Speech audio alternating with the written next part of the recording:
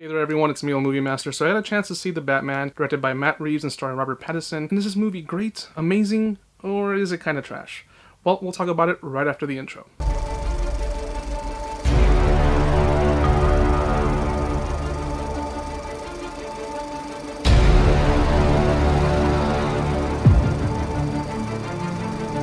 Before we get into the review, two things, very quick. One, I'm just a casual comic book fan. I like the movies, but I'm not super attached to the comics and the origins.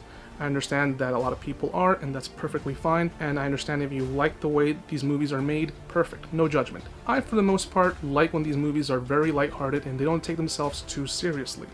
When they become too dark, I don't mind it as the exception, but not the rule. That's just a personal taste. It's an opinion. So movies like The Dark Knight, as an exception, I don't mind it. But when it becomes the rule, I have a hard time because the movie's asking me as the viewer to take it seriously. So when it comes to plot holes and certain things, I have a harder time suspending disbelief. I would like to keep that in mind once we get into the review.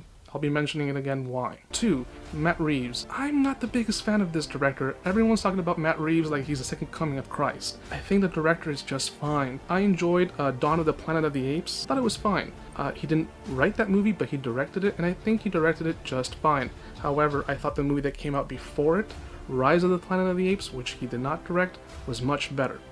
The movie that followed Dawn of the Planet of the Apes, War of the Planet of the Apes, I think that was what it was called, that one wasn't very good, and he wrote that one. I thought that was a very poor conclusion to that trilogy. Also, he wrote one of the most unintentional comedies of all time, Under Siege 2, which I love this movie, but again, as an unintentional comedy, he wrote scenes like this. Casey fucking Ryback?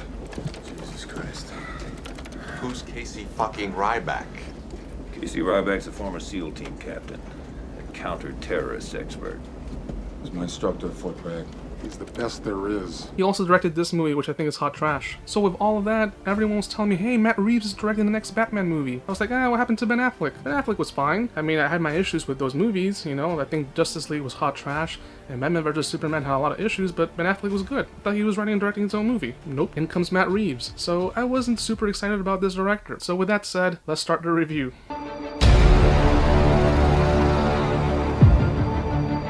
The story. This new version of the Batman tells the story of a younger Batman in his second year as the Caped Crusader. He has to stop the Riddler, played by Paul Dano, and he's also joined with Jim Gordon and Catwoman, and they will both try to stop his sadistic plot, killing political figures and stopping this chaotic plan. And that's basically the plot. It's very straightforward. However, this movie tends to complicate things. So let's start with the positives.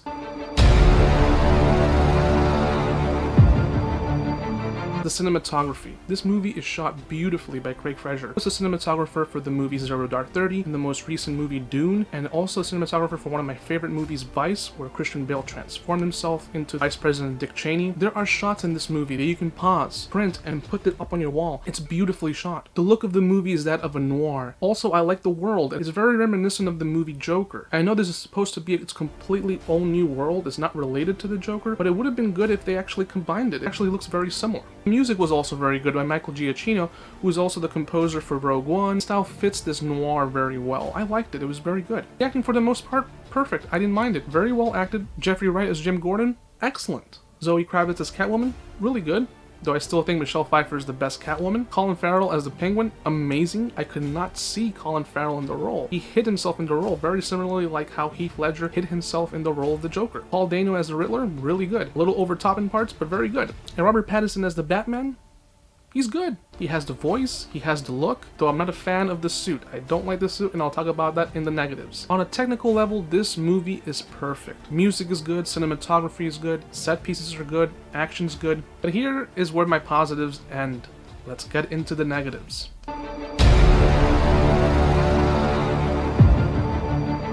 The pacing. This movie is nearly 3 hours, and for me, I felt those 3 hours. This movie felt very, very long. And I felt this movie could have easily been an hour shorter. There's a lot of scenes in this movie that could have easily been trimmed, and there's also a lot of exposition. There's one particular scene that I'm not going to ruin, but it involves Catwoman, Batman, and Gordon, and they're listening to an audio. And this scene goes on and on and on, and it's so obvious what you're hearing. Gordon has to state it out in exposition. And I was like, no kidding. I could have guessed that myself. There's a lot of forced dialogue in this movie, specifically between Robert Pattinson's Bruce Wayne and Andy Serkis' Alfred. Again, I won't ruin anything, but there's one scene early on in the movie where I'm like, really? Did you have to treat Alfred that way? Or is this just something that was placed in this movie to create tension? Forced tension.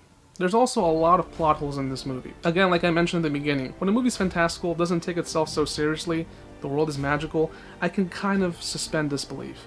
I can ignore the plot holes. But this movie is taking itself very seriously, very similar to The Dark Knight. It's just not as good as The Dark Knight. And there's certain key elements towards the end of this movie of something that happens and I'm like, okay, what was the point of that? I also felt that Batman was kind of inconsequential. You can pull Batman out of this movie and the movie would play exactly the same way. Also, the chemistry between Catwoman and Batman, I did not buy it at all. It did not work, at least on screen, it just does not work. There's also an interrogation scene, which you've seen in the trailer, between the Riddler and Batman. It felt very reminiscent of what they did in The Dark Knight, just not as good. Also, I did not like the suit. The suit that he wears, it looks like so cheaply made. Isn't he like a billionaire? Like, where's Lucius Fox? I understand this is his early years as Batman, but I just did not like the suit. Especially the cape right here, it looks like something from Count Chocula. It just looks so cheap. And the fact that you can see his whole face, it's so easy to spot, like, yeah, that's Bruce Wayne. And speaking of Bruce Wayne, while this is the second year for him as being Batman, it's not his second year being Bruce Wayne. He's been Bruce Wayne, he's been a socialite his whole life. And so far, he sucks as Bruce Wayne.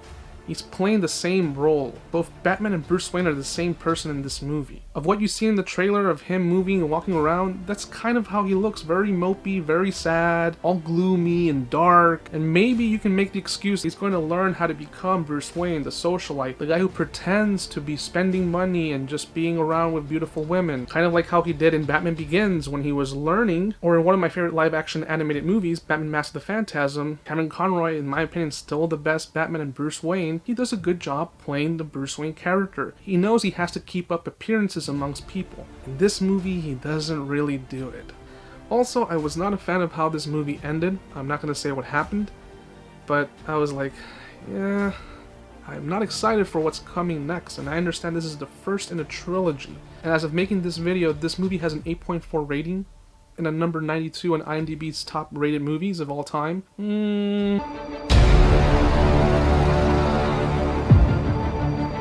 With all of that said, is this movie the worst thing ever made? No. This is miles better than Justice League, miles better than Batman and Robin, better than Batman Forever, but it's not better than Batman Returns, it's not better than the 3 Nolan Batman movies. It's just okay. Very middle of the road. This movie is easily a 6.7, 6.5, not an 8.4. Everyone's eating up this movie like it's the most amazing, beautiful, like a grandiose written film. Remember, Matt Reeves wrote this movie, and he wrote some terrible movies like Under Siege 2. I cannot let that go. He wrote stuff like this. Time goes by. Seems to fly, and before you know it, things happen. And in this movie, there's certain scenes, not many of them, but there's certain scenes that remind me of Under Siege 2 because the dialogue is really poor. Not always, but there's certain lines where I'm like, yeah, that could have used some refining. That didn't work. There's a lot of lines where I'm like, you guys are just explaining the plot. Just show me. Don't explain, just show me. Lastly, would I recommend watching this movie in the theater? If you're a big Batman fan and you love the comic book movies, I think you'll love this movie because it is very dark. It's very quote-unquote realistic, with the exception of all the plot holes. I think you'll like it. I think you'll have a good time. But if you are someone like me who prefers lighter tone, like the first Joel Schumacher movie, which I do, I love Batman Forever, and I do think this movie is better than Batman Forever by a lot, I still have more fun watching something like Batman Forever for the comedy and for the silliness than for how this movie just feels too damn boring. I have to say it, it's boring. A lot of the movie is boring for me. Keep in mind, I'm just a random guy on YouTube. This is just an opinion. I found the movie very boring. Again, this movie could have been trimmed easily. An hour could have been trimmed from this movie. I'm sorry, I found it boring. I really did. I almost fell asleep watching this movie. I had to keep myself awake. So yeah, those were my thoughts on the Batman 2022. It's a very middle of the road movie. I don't think it deserves all the praise that it's getting. If you loved it, hey, all the power to you. I'm not trying to bash anyone who loved the movie. I just thought it was fine. You know, it was okay. Not the best thing in the world. I could have easily watched this movie at home streaming. I had a hard time watching this in the theater. I typically pay attention to all the movies that I watch in the movie theater, but I was falling asleep. I really was falling asleep. And that's not a good thing. You know, one of the biggest sins that I always say is a movie can be dumb, it could have a lot of stuff that doesn't make sense, but don't be boring. But anyway, guys, this was my thoughts on The Batman. Again, I will be coming back March 21st with a video where I'm talking about 10 things from the 90s that I personally don't miss. That video is still going up March 21st at 8 a.m. Eastern Standard Time. I'll be seeing you guys next time. Bye. I'm vengeance. Hello.